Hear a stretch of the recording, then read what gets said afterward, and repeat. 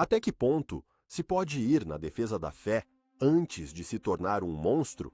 A pergunta paira, pesada e úmida, como o próprio ar no cerco de Acre, no ano de 1191, aqui, sob o sol impiedoso do Levante, onde o cheiro de carne em decomposição se mistura ao incenso das preces desesperadas, uma irmandade de curandeiros alemães ergue sua tenda. Eles vieram para remendar os corpos quebrados dos cruzados, para limpar feridas purulentas e oferecer um gole de água aos moribundos. Mas neste caldeirão de fanatismo e carnificina, a misericórdia é uma moeda fraca. A realidade histórica é brutal e direta. Para sobreviver, os curandeiros precisam aprender a matar, e eles aprendem rápido. A tenda, feita com as velas de um navio de Bremen, transforma-se em um hospital de campanha, e o hospital, por sua vez, torna-se o berço de uma força que redesenhará os mapas da Europa a ferro e fogo. Eles são os irmãos da Casa Alemã de Santa Maria, em Jerusalém, e o mundo os conhecerá como os Cavaleiros Teutônicos. Eles vieram para curar corpos, mas ficaram para mutilar almas, e chamaram isso de missão sagrada. Cada gemido de dor que tentam aplacar é abafado pelo clangor do aço lá fora, um som que se torna cada vez mais sedutor. Você conseguiria permanecer humano quando o mundo inteiro exige que você se torne um monstro?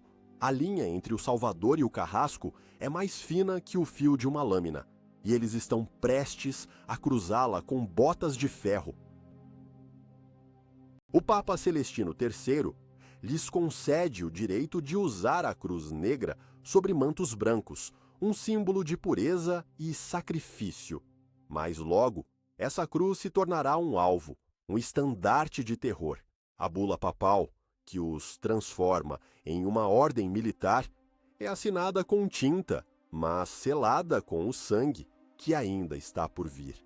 O primeiro grão-mestre, Heinrich Walpott von Bassenheim, um homem dividido entre o juramento de Hipócrates e a promessa a Cristo, percebe a verdade inescapável. No jogo dos reinos, um bisturi não pode competir com uma espada longa. Cada vida que salvam pela manhã vem ser extinta pela violência à tarde. A futilidade de seu trabalho original os empurra para uma nova lógica, uma nova e terrível vocação. Se a doença é a falta de fé, então a cura não pode ser um emplastro, mas a purificação pela espada. A transformação é sutil, mas inexorável. Primeiro, eles contratam mercenários para proteger o hospital. Depois, os próprios irmãos, acostumados à visão do sangue, pegam em armas para defender os peregrinos.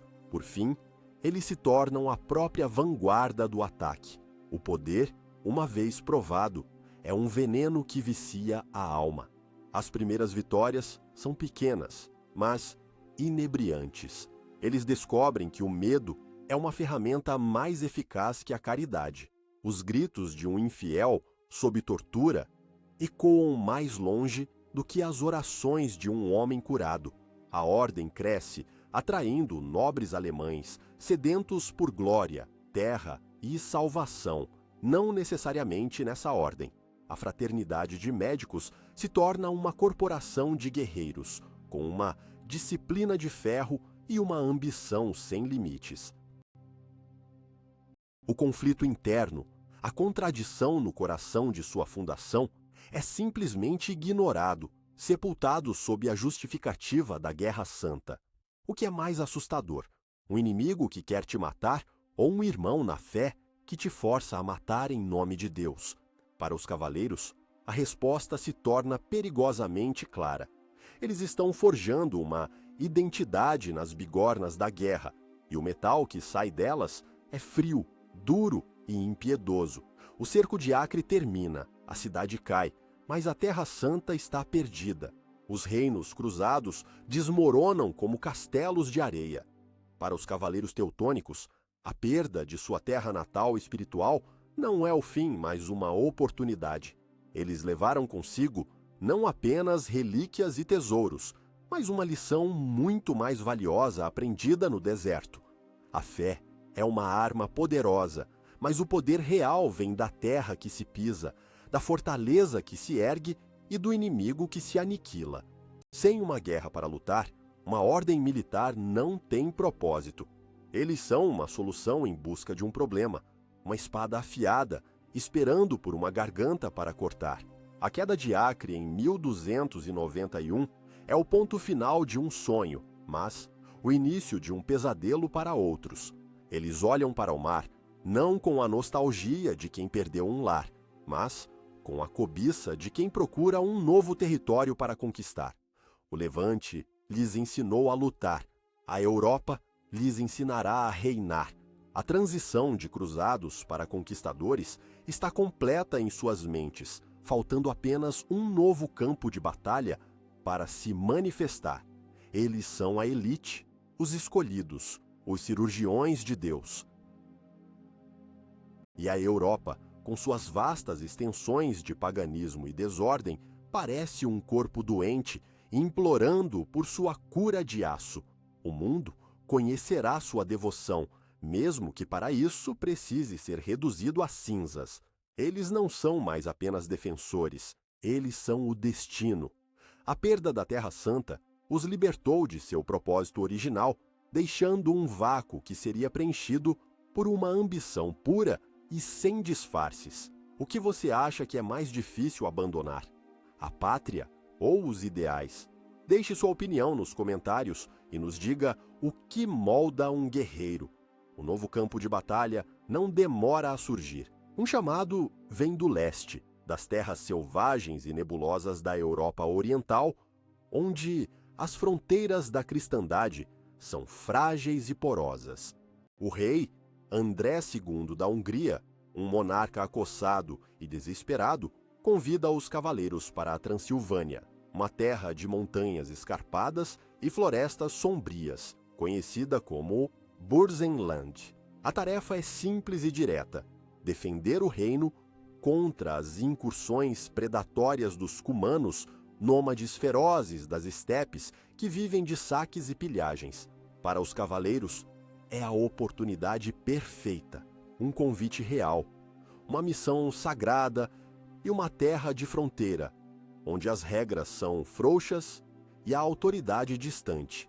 Eles chegam no ano de 1211, não como meros guardas de fronteira, mas como mestres construtores e estrategistas. Onde os húngaros veem uma linha de defesa, os teutônicos enxergam a fundação de um estado.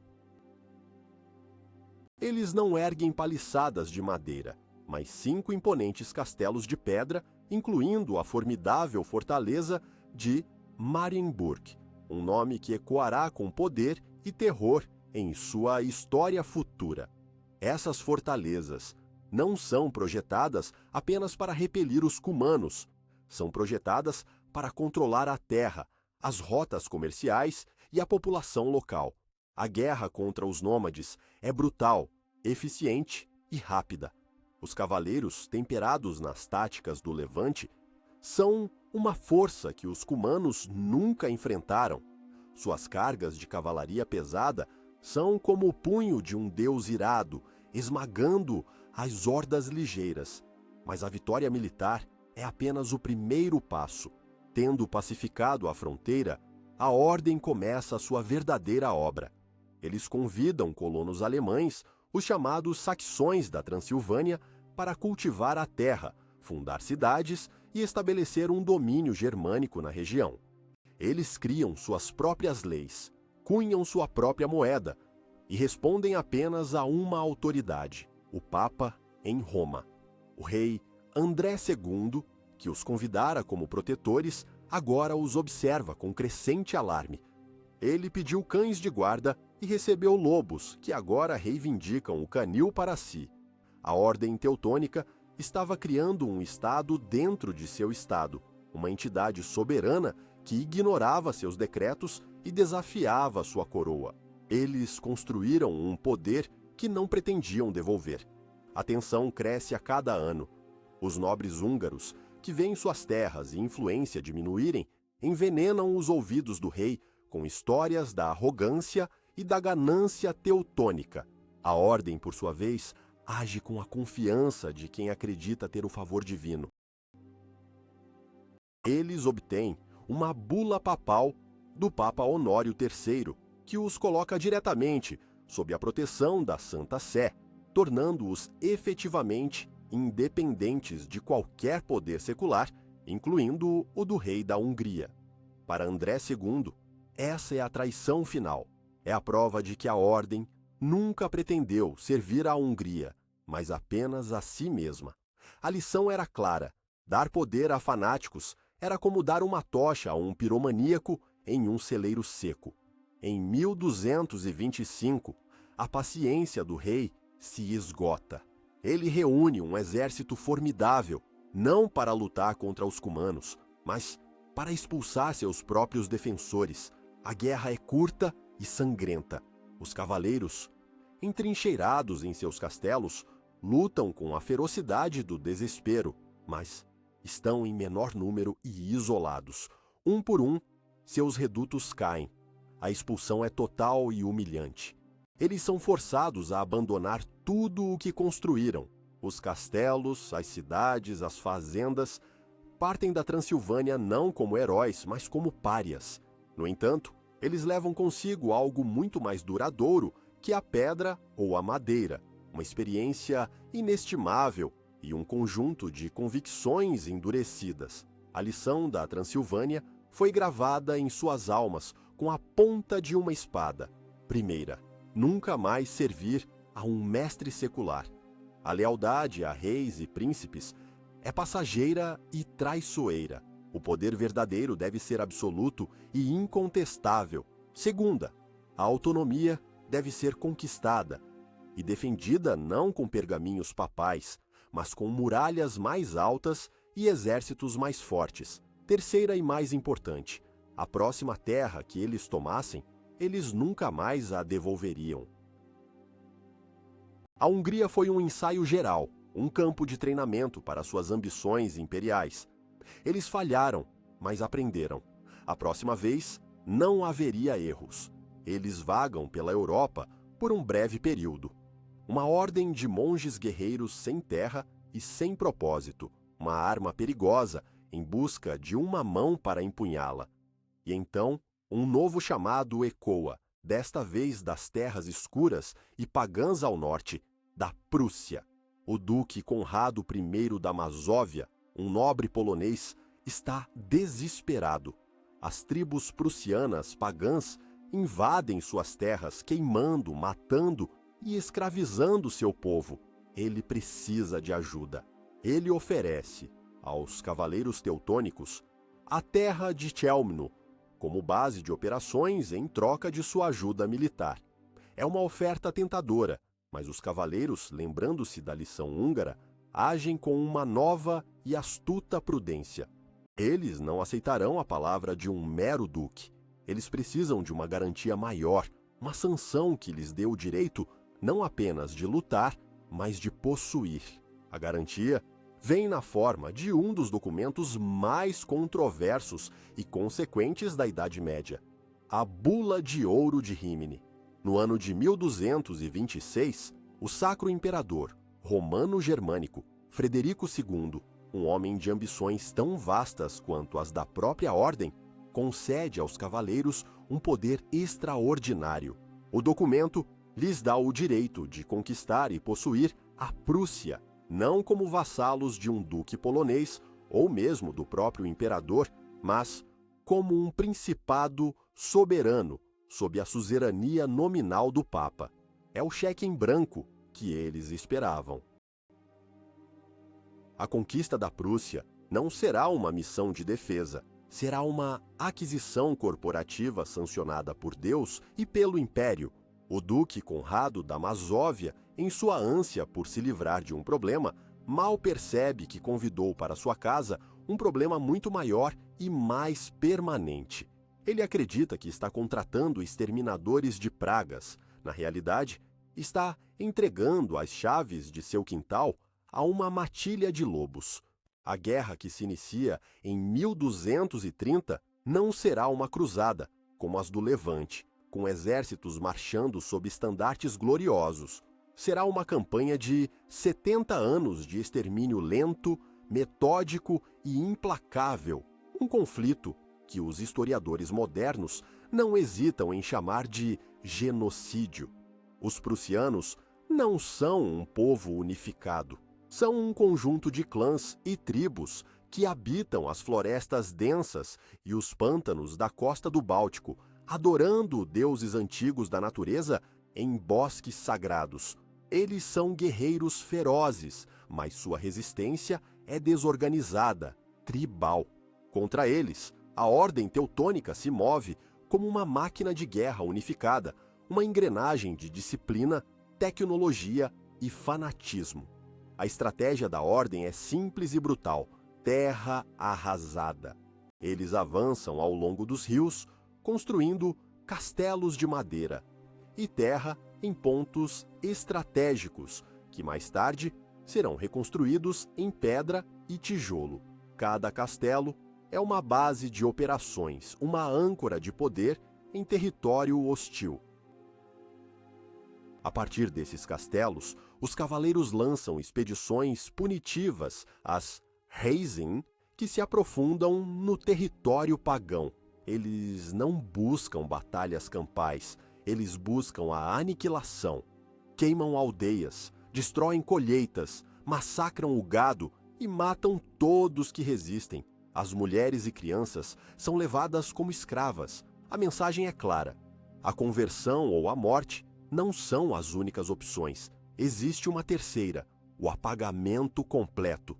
Os prussianos lutam com a coragem do desespero.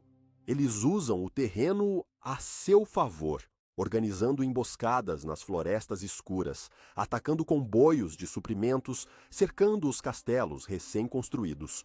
Suas táticas de guerrilha causam pesadas baixas aos cruzados. Por 2 vezes, eles se levantam em grandes revoltas que quase expulsam a ordem de suas terras. A primeira grande revolta prussiana, em 1242, e a segunda, liderada pelo carismático Herkus Monte, em 1260, são ondas de fúria pagã que varrem o país. Durante esses levantes, os prussianos destroem castelos, massacram guarnições e revertem décadas de conquistas teutônicas. Mas a Ordem tem algo que os prussianos não têm: um suprimento quase infinito de reforços. Cavaleiros de toda a Alemanha e da Europa afluem à Prússia, atraídos pela promessa de perdão pelos pecados e pela oportunidade de lutar por Cristo. Cada derrota prussiana é definitiva, cada derrota teutônica é apenas um revés temporário. A Ordem responde às revoltas com uma crueldade ainda maior. A guerra se torna uma caçada humana. Os bosques sagrados dos prussianos são derrubados e, em seu lugar, os cavaleiros erguem capelas. Seus líderes são caçados e executados publicamente. Herkus Monte, o maior herói da resistência prussiana, é capturado e enforcado em 1273. A política da Ordem é destruir não apenas o povo prussiano, mas sua cultura, sua religião e sua memória. A língua prussiana antiga, uma língua báltica, começa a desaparecer, substituída pelo alemão. Os nomes dos lugares são alterados. A própria paisagem é refeita à imagem dos conquistadores. O que é mais cruel? Uma morte rápida no campo de batalha ou a morte lenta de toda a sua cultura? Para os prussianos, a Ordem ofereceu ambos. Ao final do século XIII, a Prússia está subjugada. A conquista, que começou como uma cruzada, terminou como uma operação de limpeza étnica. A população nativa foi dizimada. Os sobreviventes são reduzidos a uma classe de servos sem direitos, forçados a trabalhar nas terras de seus novos senhores alemães. Sobre o sangue e os ossos de um povo aniquilado, a Ordem Teutônica finalmente alcançou seu objetivo. Eles não eram mais hóspedes em terras alheias ou vassalos de um rei. Eles eram os mestres de seu próprio domínio, um estado forjado pela espada e santificado por uma ideologia que justificava qualquer atrocidade em nome de um bem maior. O batismo da Prússia não foi com água, mas com fogo e sangue. E a partir dessas cinzas surgiria a capital de seu império, um monumento ao seu poder e à sua impiedade, a fortaleza de Marienburg. A terra conquistada agora precisava ser governada. A terra conquistada, um vasto território lavado em sangue e lágrimas, agora precisava ser administrada. E a ordem teutônica, que se provou mestre da guerra, revelou-se um gênio ainda maior na arte da governança totalitária. Das cinzas da Prússia pagã, eles ergueram o Ordensstaat, o Estado da Ordem, a estrutura de poder mais eficiente, centralizada e implacável de seu tempo. Este não era um reino feudal comum, com seus nobres briguentos e lealdades fluídas. Era uma corporação teocrática administrada com a precisão de um mosteiro e a brutalidade de um quartel. O cérebro e o coração pulsante deste novo estado era o castelo de Marienburg, realocado de sua primeira encarnação na Transilvânia para as margens do rio Nogat. Em 1309, o grão-mestre Siegfried von Feuchtwangen transferiu a sede da Ordem de Veneza para esta fortaleza, transformando-a na maior estrutura de tijolos da Europa. Marienburg não era apenas um castelo, era uma declaração. Suas muralhas vermelhas maciças, suas torres imponentes e seus fossos profundos eram a manifestação física do poder da ordem, impenetrável, organizado e ameaçador. Era, ao mesmo tempo, um mosteiro, um palácio, um arsenal e a sede de um império burocrático. A vida dentro de suas muralhas era um reflexo da própria ordem, uma mistura de piedade monástica e rigor militar. Os cavaleiros viviam em comunidade, comendo em refeitórios silenciosos, orando em capelas austeras e dormindo em dormitórios comuns. A disciplina era absoluta, a desobediência era punida com severidade. A vida era regida pelo sino, para a oração, para a refeição, para o treinamento, para a guerra. Mas sob essa fachada de ascetismo, pulsava o coração de um vasto império econômico. O Ordensstaat era uma máquina de fazer dinheiro. Os cavaleiros estabeleceram um monopólio sobre o lucrativo comércio de âmbar, o ouro do Báltico, e controlavam a exportação de grãos, madeira e outros recursos da Prússia. Eles fundaram mais de 90 cidades sob a lei alemã, atraindo colonos da Alemanha com promessas de terra e liberdade, criando uma nova classe dominante leal à ordem. O território foi dividido em distritos administrativos chamados Komtureien, cada um governado por um comendador, Komtur, a partir de um castelo fortificado. Esses castelos, uma rede de fortalezas de tijolos que cobria a paisagem, eram os nós do poder da ordem, servindo como centros militares, administrativos e econômicos. O comendador era o senhor absoluto de seu distrito, atuando como juiz, coletor de impostos e comandante militar.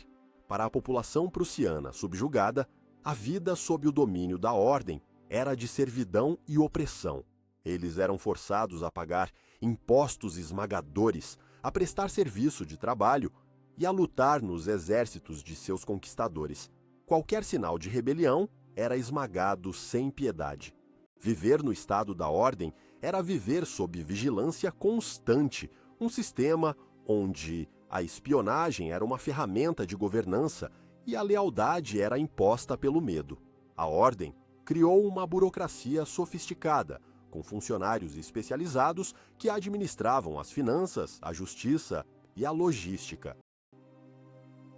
Eles mantinham registros meticulosos de tudo, desde a produção de grãos até o número de parafusos de besta em seus arsenais. Era um estado que funcionava como um relógio, onde cada indivíduo era uma engrenagem na grande máquina. Eles haviam criado uma ordem construída sobre a violência. E a arquitetura gótica fria de seus castelos era o símbolo perfeito de seu governo, grandioso, opressivo e desumano. Mas um Estado construído sobre a conquista perpétua precisa de uma guerra perpétua para se justificar. A Prússia estava pacificada, seus deuses silenciados e seu povo escravizado.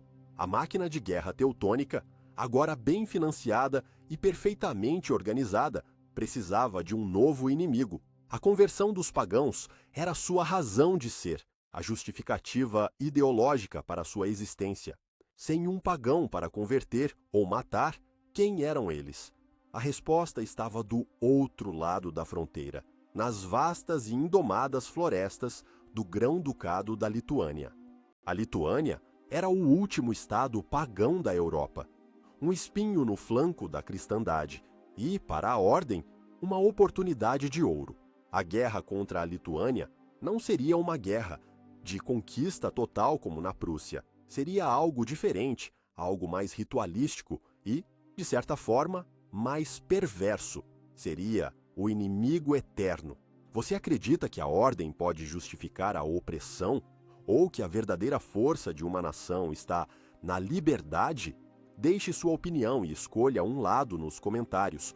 O inimigo eterno, a Lituânia, tornou-se a obsessão da ordem por quase 200 anos. Esta não era simplesmente uma guerra por território ou recursos. Era uma cruzada perpétua, uma justificativa existencial e um espetáculo sangrento para toda a cristandade. O Grão-Ducado da Lituânia, um vasto império pagão que se estendia do Báltico ao Mar Negro, era o adversário perfeito. Seus guerreiros eram ferozes, suas florestas impenetráveis e sua fé pagã uma afronta direta à missão declarada da ordem. Para os cavaleiros teutônicos, a guerra com a Lituânia era um empreendimento multifacetado. Ideologicamente, validava seu propósito como defensores da fé. Militarmente, mantinha seus cavaleiros afiados e prontos para a batalha. E economicamente, era um negócio incrivelmente lucrativo. A guerra assumiu um caráter ritualístico, centrado nas incursões de inverno e verão conhecidas como Reisen. Essas não eram campanhas militares comuns, eram eventos internacionais. A ordem promovia essas expedições por toda a Europa, convidando nobres e cavaleiros da França, Inglaterra, Boêmia e de todo o Sacro Império Romano-Germânico a participar. Para esses convidados, uma reise, a Lituânia, era a aventura definitiva, uma combinação de peregrinação, safari e torneio. Eles vinham em busca de glória, aventura e a indulgência plenária prometida pelo Papa a todos que lutassem contra os pagãos. Era uma forma de turismo de guerra medieval. Reis futuros, como Henrique de Bolingbroke, da Inglaterra, futuro Henrique IV, e João da Boêmia, participaram dessas expedições, acrescentando prestígio e poder de fogo à causa da ordem. A ordem os recebia com grandes banquetes em Marienburg, celebrava festas e depois os soltava nas terras lituanas. O objetivo dessas incursões raramente era a conquista permanente de território, era a destruição. Os exércitos cruzados avançavam rapidamente, queimando aldeias, massacrando o gado, destruindo fortalezas de madeira e, o mais importante, capturando milhares de escravos. A captura e venda de lituanos pagãos nos mercados da Europa era uma fonte maciça de receita para a ordem, financiando seus castelos e suas guerras. Eles estavam travando uma guerra de desgaste projetada para sangrar a Lituânia até a submissão, para quebrar seu espírito e sua capacidade de resistir. Os lituanos, sob a liderança de grão-duques brilhantes como Gediminas, Algirdas e Kęstutis, não eram vítimas passivas. Eles responderam com a mesma moeda. Suas próprias incursões devastaram as terras da ordem na Prússia e na Livônia. Eles eram mestres da guerra na floresta, usando o terreno para emboscar e aniquilar colunas de cruzados. A guerra de fronteira era uma espiral de violência e ódio, onde a crueldade era uma linguagem universal. A Batalha de Estreva, em 1348, foi um exemplo da brutalidade desses confrontos. Um enorme exército lituano foi interceptado e esmagado pela Ordem. As crônicas teutônicas afirmam que milhares de lituanos se afogaram no rio enquanto tentavam fugir, um massacre que quebrou o poderio militar lituano por uma geração. No entanto, a Lituânia se recusava a cair. A guerra se arrastou por décadas, tornando-se um modo de vida para gerações de ambos os lados. Para um cavaleiro teutônico, lutar na Lituânia era o auge de sua carreira. Para um guerreiro lituano, matar um cavaleiro de cruz negra era o maior ato de patriotismo. Era um confronto de dois mundos, duas fés, duas formas de vida irreconciliáveis. A paisagem selvagem da fronteira tornou-se um campo de batalha permanente, pontilhado de fortalezas inimigas e manchado pelo sangue de incontáveis escaramuças. Mas enquanto a Ordem estava focada em sua guerra sagrada contra o último bastião pagão da Europa, uma mudança geopolítica sísmica estava ocorrendo em seu quintal. A Lituânia, percebendo que não poderia resistir sozinha para sempre, começou a olhar para seu vizinho católico, o Reino da Polônia. A Polônia e a Ordem eram rivais amargos, disputando territórios e influência por mais de um século. Para a Polônia, a Ordem não era uma defensora da fé, mas um agressor expansionista alemão em sua fronteira. A solução que emergiu foi um golpe de mestre diplomático que mudaria o curso da história e selaria o destino da Ordem Teutônica. Em 1386, o grão-duque Jogaila, da Lituânia, fez uma escolha monumental. Ele concordou em se casar com a jovem rainha Jadwiga da Polônia. Como parte do acordo, ele se converteria ao catolicismo, juntamente com toda a nação lituana. Com um único ato, a União de Crevo, a Lituânia deixou de ser um estado pagão. A principal justificativa ideológica para a existência da Ordem Teutônica na região foi varrida da noite para o dia. A sua cruzada sagrada contra os pagãos tornou-se uma guerra de agressão contra uma nação cristã recém-batizada. A Ordem, no entanto, recusou-se a aceitar a realidade. Eles denunciaram a conversão de Jogaila como uma farsa, uma manobra política cínica, e continuaram suas incursões, mas agora eles não enfrentavam mais da Lituânia sozinha. Eles enfrentavam o poder combinado de dois grandes estados, unidos por um novo rei, uma nova fé e um inimigo comum. A arrogância da Ordem, sua incapacidade de se adaptar à nova realidade política, a cegou para o perigo crescente. Eles haviam construído seu império sobre a premissa de um inimigo pagão eterno. Agora que o inimigo havia desaparecido, eles se viram como o verdadeiro agressor aos olhos da Europa. O palco estava montado para o confronto final, uma batalha que não decidiria apenas o destino da Lituânia, mas o destino da própria Ordem. A tempestade estava se formando no leste e culminaria em um campo ensanguentado perto da pequena aldeia de Grunwald. A arrogância, dizem, precede a queda. Para a Ordem Teutônica, no zênite de seu poder, essa máxima se provaria tragicamente verdadeira. No verão de 1410, o grão-mestre Ulrich von Jungingen, um líder orgulhoso e impetuoso, liderou o maior e mais magnífico exército que a Ordem já reunira. Cavaleiros em armaduras polidas, suas capas brancas com a cruz negra esvoaçando ao vento, marcharam ao lado de mercenários de toda a Europa. Eles eram a personificação da guerra cristã, a máquina de batalha mais formidável de seu tempo, e se consideravam invencíveis. O inimigo que eles marcharam para esmagar era a força combinada do Reino da Polônia e do Grão-Ducado da Lituânia, liderada pelo agora rei da Polônia, Ladislau II Jagelão, o antigo Jogaila, e seu primo, o Grão-Duque Vytautas da Lituânia. Este exército aliado era uma horda vasta e multicultural, mas aos olhos da ordem era uma ralé indisciplinada. Em 15 de julho, os dois exércitos se encontraram em um vasto campo ondulado entre as aldeias de Grunwald, Tannenberg e Ludwigsdorf. O dia estava quente e abafado, o sol brilhando sobre milhares de estandartes e o aço de dezenas de milhares de homens.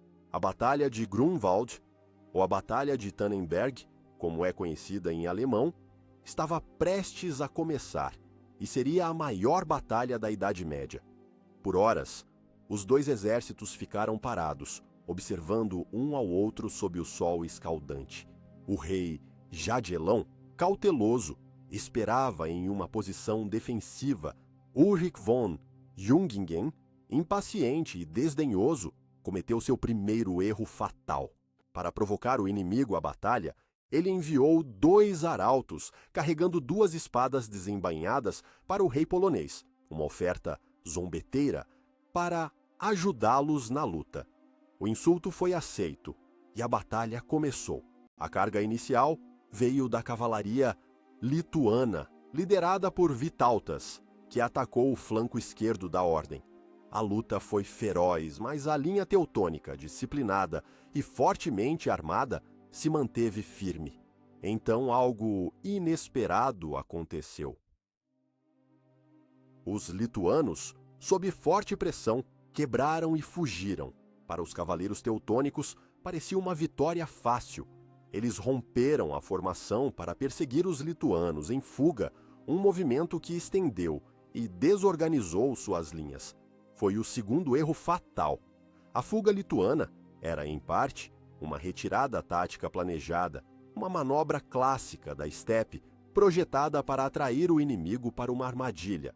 Enquanto parte do exército da ordem perseguia os lituanos, o centro do exército polonês-lituano, o núcleo de cavaleiros poloneses pesados, avançou. A batalha se transformou em um redemoinho caótico de combates individuais, um massacre brutal, onde a disciplina da ordem começou a se desintegrar. Em um momento crítico, com as forças polonesas sob imensa pressão, o rei Jagelão lançou suas reservas na briga.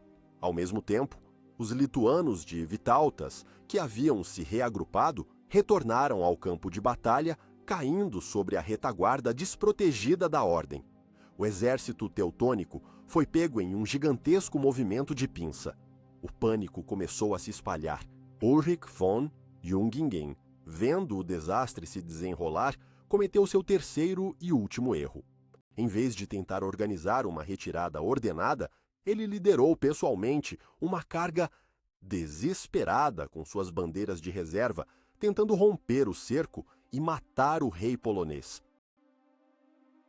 Ele e seus cavaleiros mais leais mergulharam no coração da batalha e foram engolidos. O grão-mestre foi derrubado de seu cavalo e morto, seu corpo perfurado por lanças. Com a morte de seu líder e a visão de seu estandarte principal caindo, a moral do exército teutônico entrou em colapso total. A batalha se transformou em um massacre. Muitos cavaleiros foram cercados em seu acampamento fortificado e abatidos. Outros, tentando fugir pelos pântanos próximos, foram caçados e mortos. Ao final do dia, o campo de Grunwald estava coberto de corpos. A elite da ordem teutônica jazia morta. Quase todo o alto comando, o grão-marechal, o grão-comendador e centenas de irmãos cavaleiros foi aniquilado.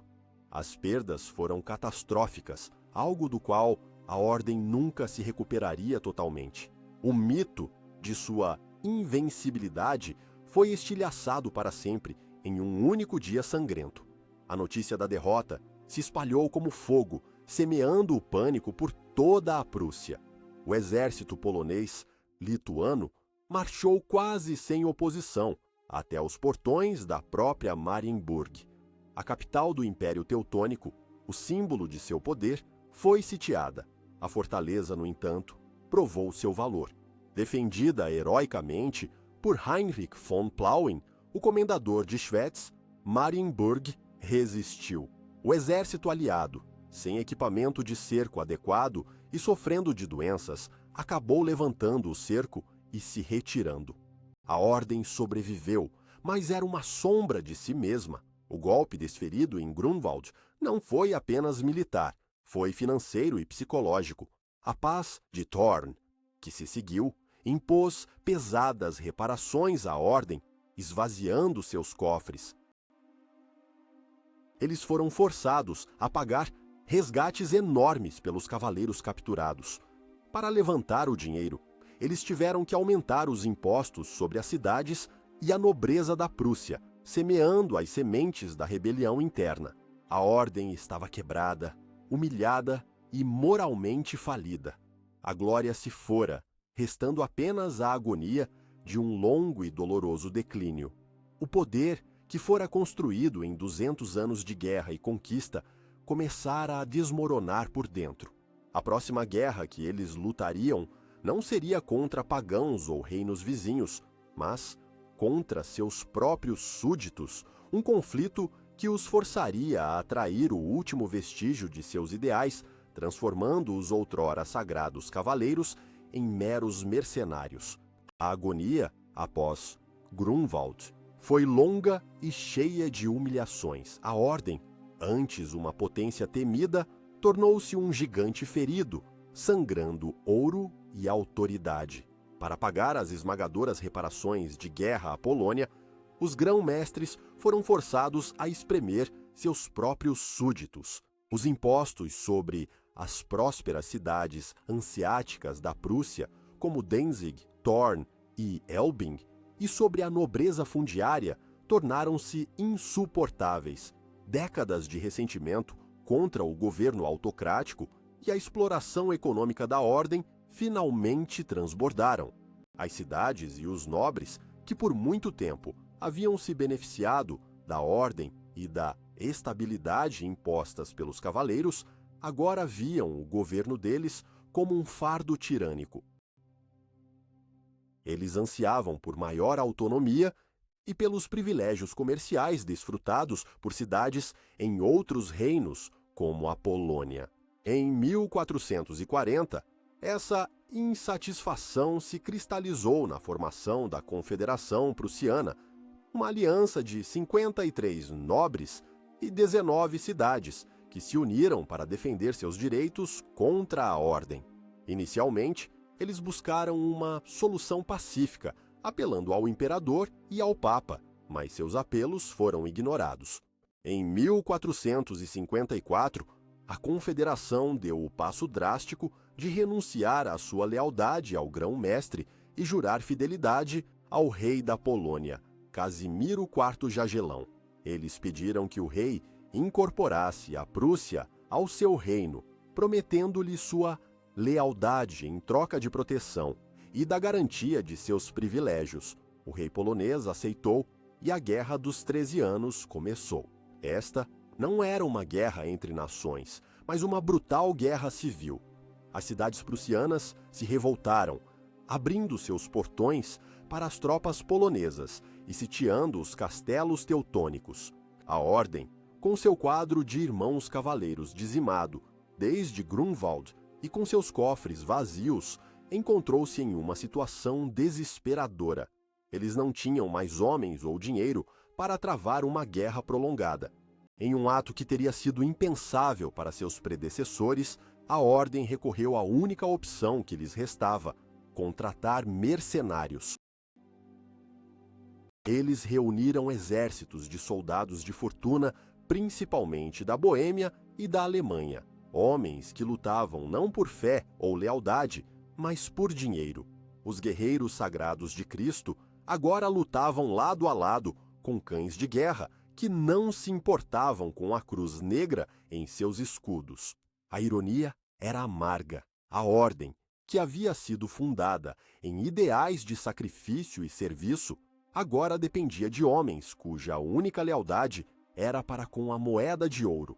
A guerra se arrastou por anos, uma série de cercos, batalhas e escaramuças que devastaram a Prússia.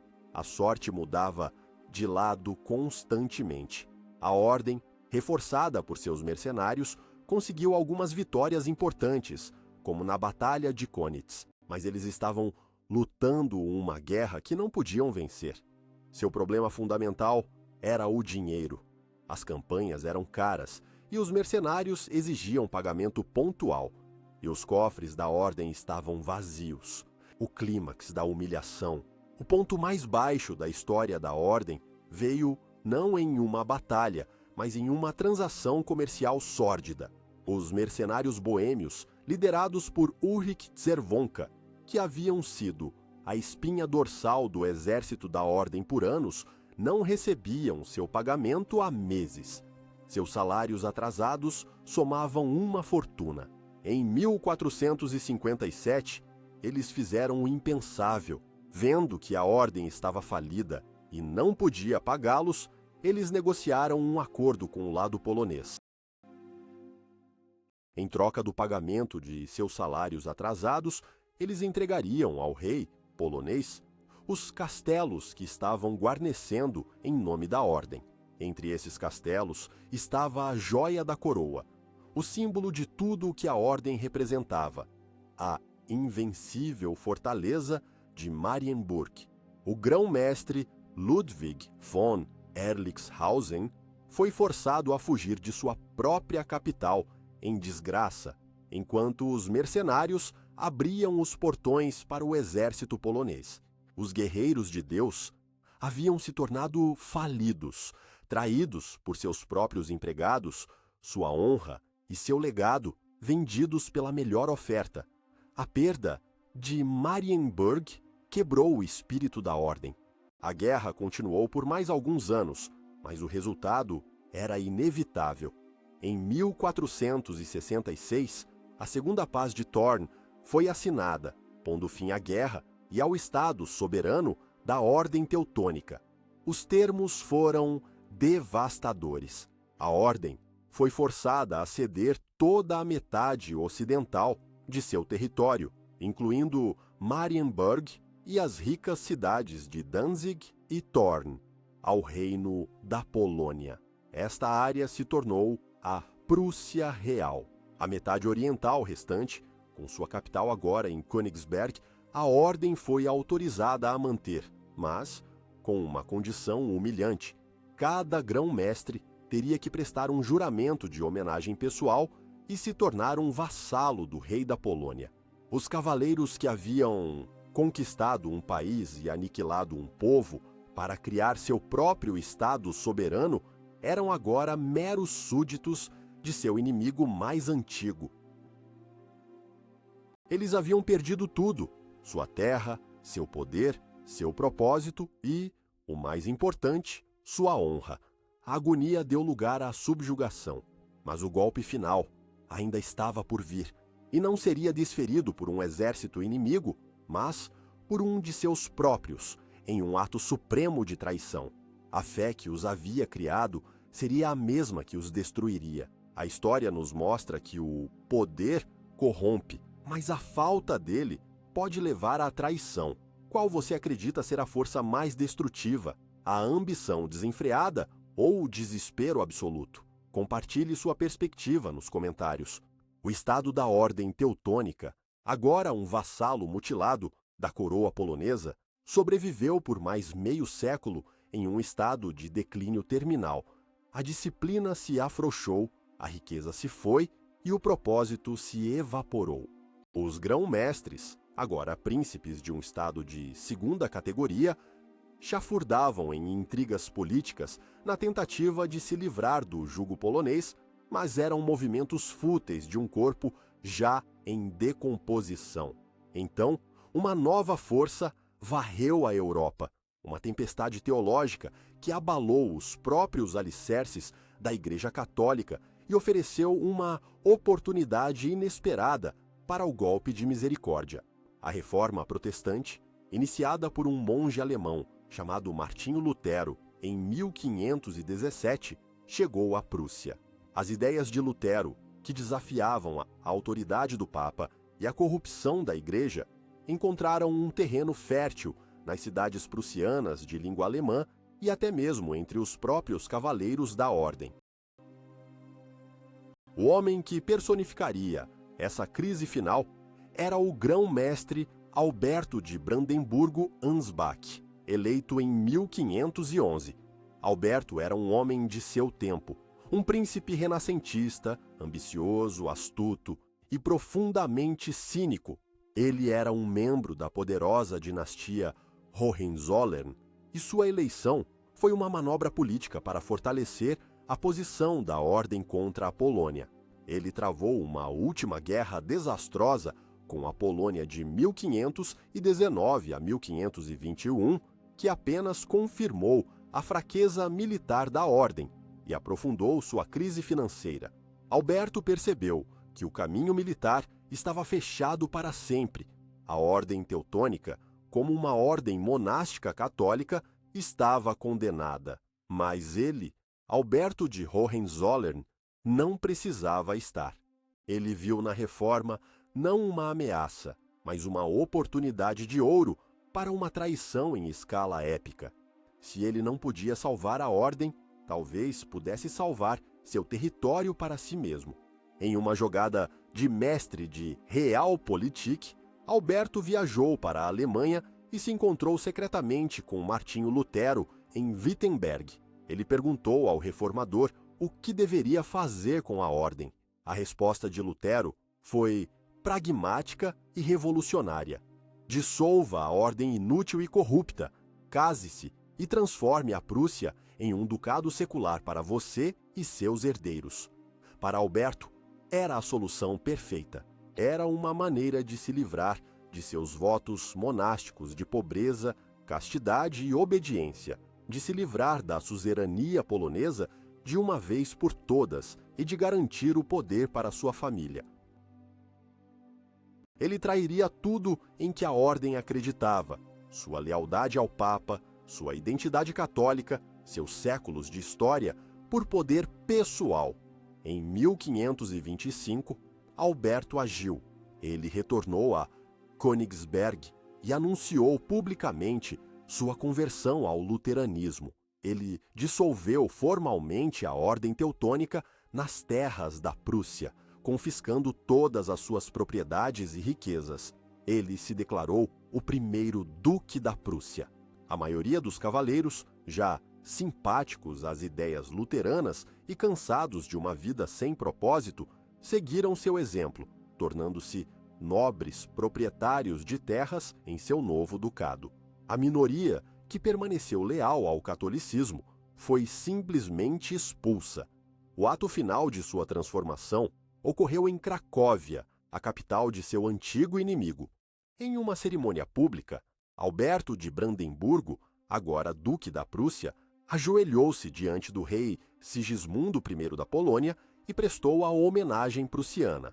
Ele jurou lealdade como vassalo secular, não ao rei como grão-mestre da ordem, mas como duque de seu próprio domínio hereditário.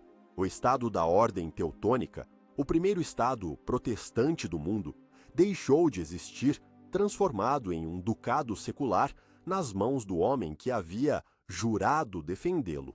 Foi a grande traição, o fim de uma era. A Cruz Negra foi substituída pela Águia Negra dos Hohenzollern. A teocracia militar deu lugar a uma monarquia dinástica. O círculo de ironia histórica era perfeito. O Estado, criado para combater os vizinhos da Polônia, agora se tornava um feudo do rei polonês, e a dinastia que o governaria, os Hohenzollern, um dia se ergueria para desmembrar e destruir a própria Polônia. A traição de Alberto foi um ato de sobrevivência política brilhante, mas marcou o fim ignominioso do capítulo mais importante da história da Ordem Teutônica.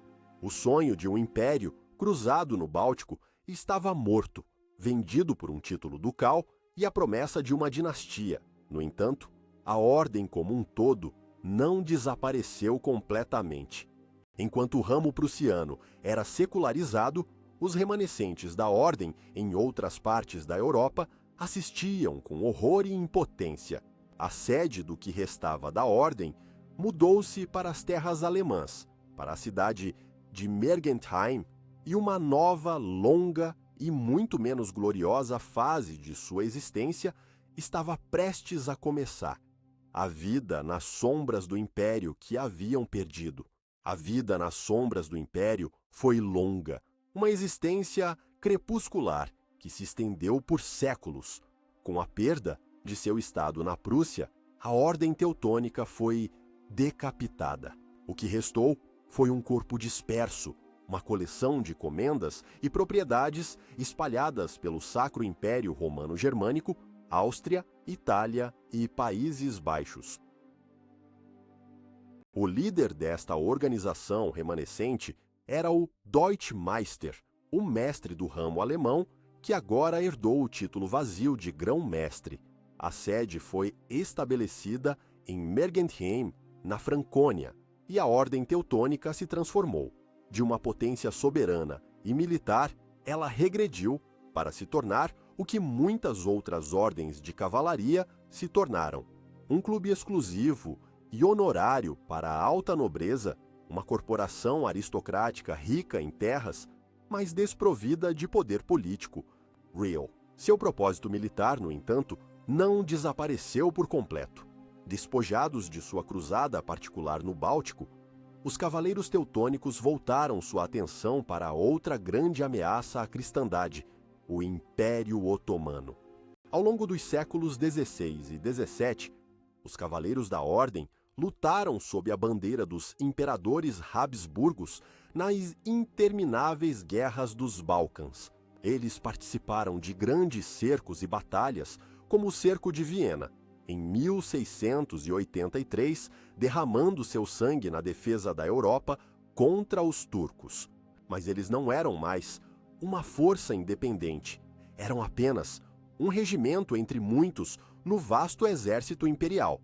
Eram uma relíquia viva, um eco de uma era passada de guerras santas, lutando agora nas guerras de reis e imperadores. Sua estrutura também mudou. A ordem tornou-se cada vez mais um instrumento da política dos Habsburgos. A adesão era restrita a nobres de linhagem comprovada, e o posto de grão-mestre frequentemente ia para um membro da própria família imperial. Tornou-se uma sinecura prestigiosa, uma forma de recompensar aliados e colocar príncipes mais jovens. A disciplina monástica e o fervor religioso de seus primeiros dias deram lugar ao conforto e à pompa de uma corte aristocrática. Eles ainda usavam a cruz negra em mantos brancos, mas era mais um uniforme de gala do que uma mortalha de guerreiro. Então veio Napoleão Bonaparte, o grande reorganizador da Europa, que não tinha paciência para relíquias medievais. Em 1809, após sua vitória sobre a Áustria na Batalha de Wagram, Napoleão dissolveu formalmente a Ordem Teutônica em todas as terras alemãs sob seu controle e confiscou suas vastas propriedades.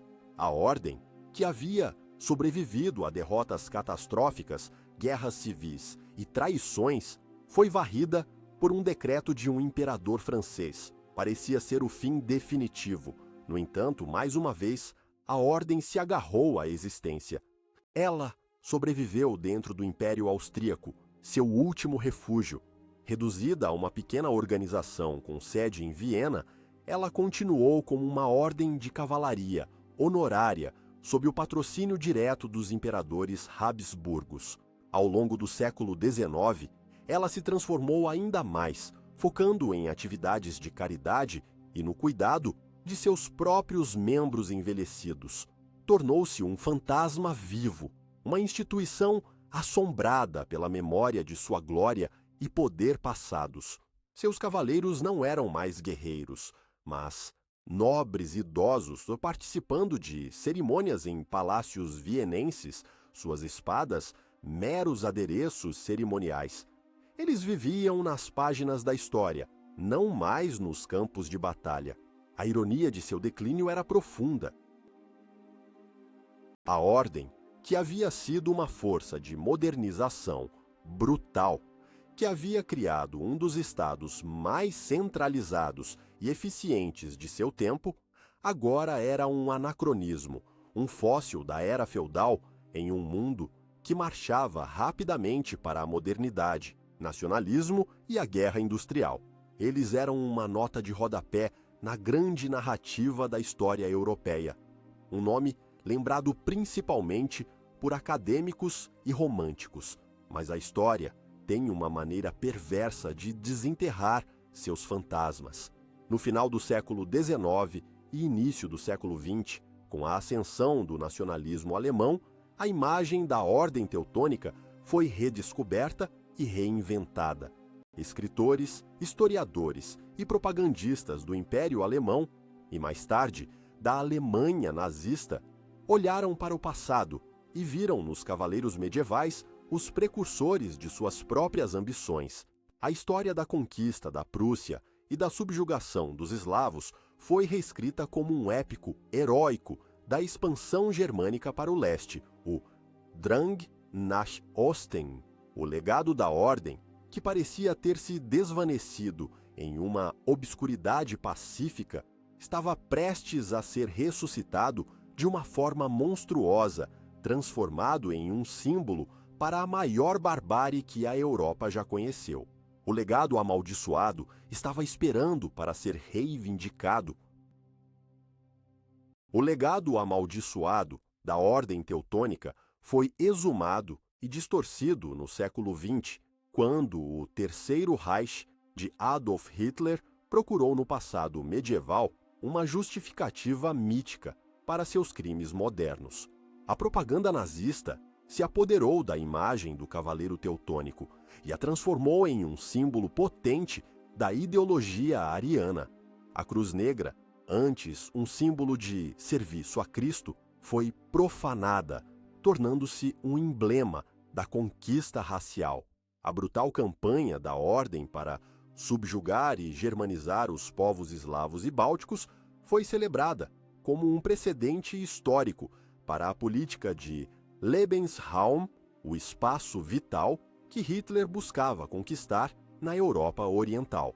O Drang nach Osten, a expansão para o leste, foi apresentado não como uma agressão imperialista, mas como a continuação natural e justificada da missão civilizadora iniciada pelos cavaleiros séculos antes. Heinrich Himmler, o chefe da SS, estava particularmente obcecado com a Ordem Teutônica.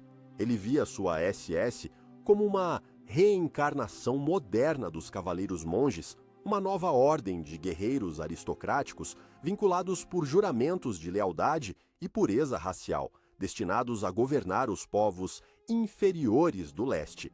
O castelo de Marienburg, agora em território alemão, após a Primeira Guerra Mundial, foi transformado em um santuário nazista, um local de peregrinação para a juventude hitlerista e cerimônias da SS. A imagem do cavaleiro teutônico, impiedoso e disciplinado, tornou-se um ideal para o soldado alemão. A cruz negra, em uma forma estilizada, foi pintada nas fuselagens dos tanques Panzer e dos caças da Luftwaffe que invadiram a Polônia e a União Soviética, trazendo uma nova era de terror para as mesmas terras que a Ordem havia conquistado. Desta forma, a Ordem Teutônica, em sua morte simbólica, tornou-se mais infame do que jamais fora em vida. Seu nome foi associado para sempre aos horrores do genocídio nazista, sua história usada como um álibi para a aniquilação industrial. O legado de uma ordem militar medieval foi manchado com o sangue dos milhões que morreram nos campos de extermínio e nos campos de batalha da Segunda Guerra Mundial. Após a derrota da Alemanha nazista em 1945, a Ordem Teutônica enfrentou uma nova crise existencial. Associada à ideologia que havia levado o mundo à ruína, seu próprio nome parecia tóxico. A Ordem foi novamente dissolvida na Áustria e na Alemanha, acusada de ser uma das raízes do militarismo alemão. Parecia mais uma vez que este era o fim definitivo, mas mais uma vez a ordem sobreviveu. Após um período de purificação e reestruturação do pós-guerra, ela foi autorizada a se restabelecer. Mas a ordem que ressurgiu das cinzas era algo totalmente diferente. Em 1929, antes mesmo da ascensão nazista, a ordem já havia passado por uma reforma fundamental sob o Papa Pio XI, transformando-se de uma ordem de cavalaria em uma ordem clerical estritamente religiosa. Após a guerra, essa transformação foi concluída. A ordem teutônica moderna renunciou a todas as suas pretensões militares e aristocráticas. Hoje, ela é uma modesta organização religiosa católica, composta por padres, irmãos e irmãs. Sua sede não é mais um castelo imponente, mas uma casa religiosa em Viena. Seu trabalho não é mais a guerra ou o governo, mas a caridade, a educação e o cuidado pastoral. Eles administram paróquias, escolas e, o mais significativo de tudo, hospitais e lares para idosos. O círculo se completou de uma forma quase poética. A organização que nasceu em um hospital de campanha em Acre, que abandonou a cura para abraçar a espada, que forjou um império sobre o sangue e que viu sua imagem pervertida para justificar o genocídio, retornou às suas raízes mais humildes. Os irmãos da Casa Alemã de Santa Maria, em Jerusalém, estão mais uma vez cuidando dos doentes e necessitados. Eles curam, não matam. Mas as sombras do passado são longas. Podem séculos de sangue ser lavados por décadas de boas obras? A história da Ordem Teutônica é um conto de advertência sobre a facilidade com que a piedade pode se transformar em fanatismo, a defesa em agressão e o idealismo em tirania.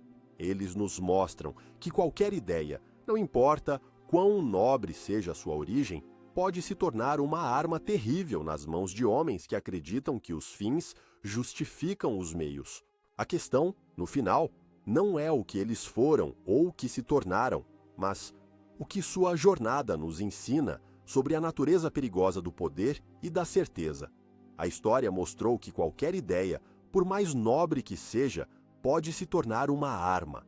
A questão é quem a empunha. Diga-nos, o que você acredita que define a verdadeira face de uma organização, seu propósito original ou suas ações ao longo da história? Escreva sua resposta nos comentários, pois o passado nunca morre.